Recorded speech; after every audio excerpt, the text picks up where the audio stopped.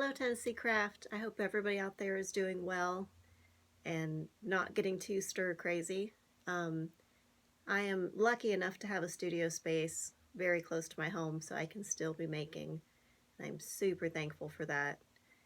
For those of you who don't know me, my name is Jenn Cole and I am a potter in Cookeville, Tennessee. And this is what I make. It is low fire earthenware pottery, wheel thrown and hand decorated. I paint all of the flowers by hand. Um, Today I just wanted to talk a little bit about my inspiration and how I come up with some of my floral motifs and my color choices. So I've been working in pottery for about 10 years. I went to Ohio University and got my BFA in ceramics. And I have always been interested not only in wheel throwing, but telling a story through imagery on clay. I spent a lot of time with my grandparents growing up, and I think all of their antiques and family heirlooms that were passed down from my great-grandparents had a major influence on my aesthetics and my personal style.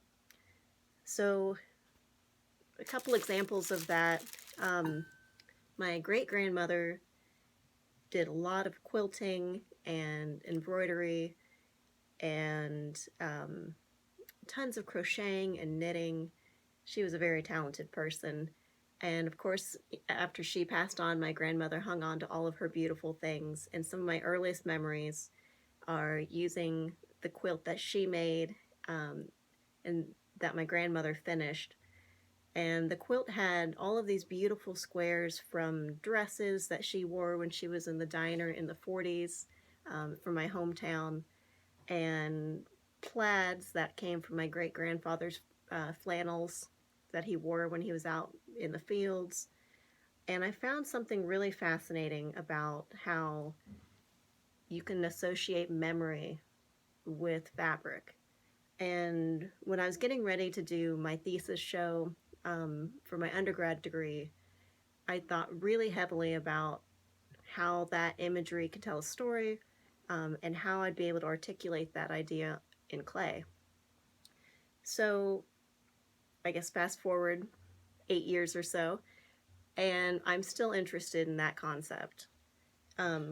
Clay acts very similar to fabric as it remembers all the details. So when you throw a pot, however you move that material, once you've fired the clay, there's still going to be remnants of that movement, which can be a blessing or a curse. And the same with when you're decorating, you know, all of the details are extremely important because they're going to be there forever. So I think a lot about floral motifs and my grandmother's dresses and how I can dress each one of my forms and do it justice based on its individuality. So most of my imagery comes from flowers and polka dots. Here is an example of some of my colors, and these are actually appliques from maybe the early 70s. Actually, yeah, 1973, I just saw on the back.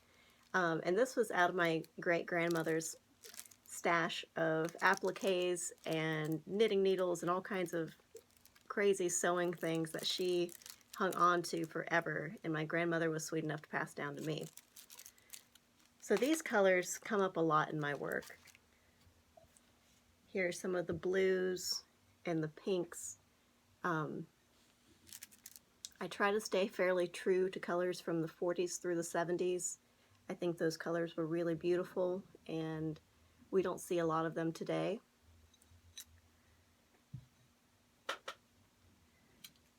And I think using tools that were created to do quilting adds a really unique element to my work. So I actually use a quilting tool for my stitch marks. And I have had this tool since I was in college, and I'm not sure who gave it to me. Someone was sweet enough to leave it in my studio, and it completely changed my work. So whoever you were, thank you. And I also use this little fondant tool. And what this does is it leaves a nice little line that creates just a small indentation. So I use that indentation to kind of delineate space and to think about the background and the foreground in my work. And there's something really beautiful and unique about the clay properties that are different than fabric, where I can play with the foreground and the background and add an imprinted layer that of course would never exist in fabric. But because of the memory of clay, everything you do will always show up. So beyond my inspiration of a family quilt, I am an avid thrifter and I love antiques and vintage clothes. So any of you that have met me in person have probably seen me fairly dressed up in 50s attire, sometimes 60s or 70s if I'm feeling crazy. But here is a little bit of my collection that has influenced my work. This is a beautiful 1960s gown that I was lucky enough to find at a Goodwill. And these colors come up in my work all the time. So again, here's some of the turquoise and the pinks. All of my work has a lot of pink and green and blue. And like I said, the 60s and 70s orange and yellow and pinks come out. And I also think a lot about the curvature of pots. So if I'm going to think about dresses and fabric and how those patterns are moving around a form, I have to be fairly considerate of the form itself. And so a lot of my work you'll see has some pretty strong curvature. Of course, it's referencing the body, especially in some of my larger forms. I think this big lidded jar is a good example of that. Thinking about cinching in a waist and having a nice shoulder and tapering into a neck to give it some nice volume but still be elongated, and plenty of area to add my decorations and embellish. I look at a lot of 1950s wear, rockabilly, pinup, polka dots and bright reds, and that comes through a lot in the polka dot motifs. I think it's a fun challenge to do everything freehand, and the reason I do that, not only for the personal challenge of trying to be spatially aware, but I think a lot about how antique patterns were all done by hand, and there's something kind of special and beautiful about when the patterns don't quite match up, or you'll see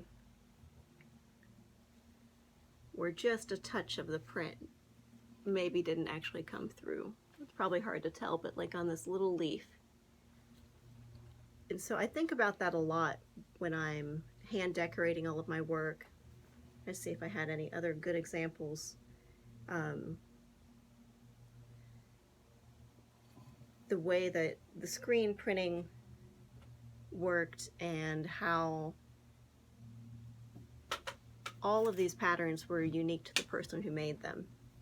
So I use that as a personal challenge when I'm decorating, to never use an actual pattern for the polka dots, to do everything freehand, and also to think about just working around each individual form to create my motifs. Here's another good example. This is a 1940s tablecloth that has a lot of my favorite colors that I use to decorate this work, as well as a little floral box from the 50s, and a little necklace that I forgot was in there. It was not from the 50s. But this box is really lovely and important to me because it's another little family heirloom that mattered enough to my family to continue to pass on, which I'll continue to pass on. But if you look very closely, just these lovely little embellished patterns. And, you know, it's something so small, but every bit of this form is considered. So I try to think about that a lot when I'm doing my work as well. Excuse me. Just a couple more examples. Like I had mentioned, I'm really interested in rockabilly patterns and retro colors.